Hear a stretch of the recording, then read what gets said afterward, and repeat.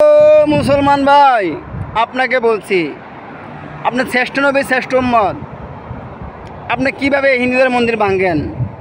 দয়া করে কেউ দুই হাত ধরে বলছি, হিন্দুদের মন্দির ভাঙবেন না। কারণ ওদের ধর্ম ওদের কাছে, আমাদের ধর্ম আমাদের কাছে। কারণ আমাদের আগে ওদের ধর্মটা এসেছিল। যুগে যুগে নবী রাসূল আগমন করেছেন, 2,24,000 নবী রাসূল আগমন করেছেন। কিন্তু তার ভিতরে আমাদের নবী শ্রেষ্ঠ, আমাদের রাসূল শ্রেষ্ঠ। তাই বলে আমরা অন্য মানুষের উপরে আক্রমণ করতে পারি না।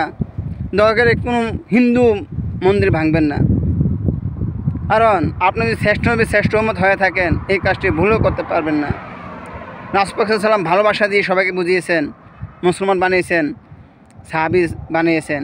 আপনি ভালোবাসা দিয়ে সবাইকে আমার নবীজির আদর্শ প্রচার করুন, তাহলে আপনার ভালোবাসা দেখি ওরা আপনার মতো একজন মুসলিম হবে ইনশাআল্লাহ। দয়া করে কেউ মসজিদ মন্দির ভাঙবেন না কাহারও।